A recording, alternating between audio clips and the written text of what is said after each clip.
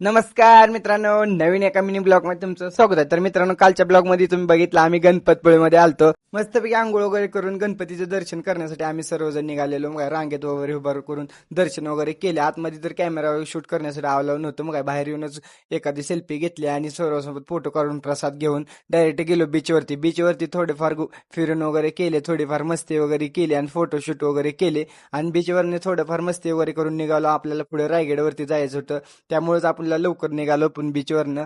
तर मग काय गेलो डायरेक्ट रूमवरती जाऊन कपडे वगैरे चेंज केले आणि डायरेक्ट रूम चेकआउट करून खालच्या हॉटेलमध्ये गेलो नाश्ता करण्यासाठी. मग सर्वांसोबत नाश्ता वगैरे केला. आपल्याला पुढे रायगडला जायचं होतं. मग नाश्ता वगैरे झालेला डायरेक्ट गाडीत बसून आम्ही निघालो रायगडच्या दिशेने. रायगडच्या दिशेने जाण्यासाठी आपल्याला पूर्ण 5 तासाचा प्रवास होता. मग प्रवासात आपल्याला मस्त पाऊस वगैरे लागलेला, डोंगर वगैरे बघून आम्ही आम्ही रायगडमध्ये पोहोचलेलो. तर रायगडमध्ये पोहोचल्यावर तर पायी वाट बंद असल्यामुळे आम्ही डायरेक्ट रोपवेकडे जाऊन तिकीट वगैरे काढलेले. तर तिकीट काढल्यावर आपल्याला अर्धा तासाची वेटिंग दिली. अर्धा तासाची वेटिंग झाल्यावर आपल्याला डायरेक्ट रोपवेमध्ये आपण बसलो डायरेक्ट. एवढी भारी सह्याद्री दिसत होती ना. मग काय रायगडवरती पोहोचलो. रायगडवरती पोहोचून रायगड किल्ला आम्ही पाहण्यासाठी सर्वांनी सुरुवात केली. पहिल्यांदा तर महाराजांचे दर्शन वगैरे केले.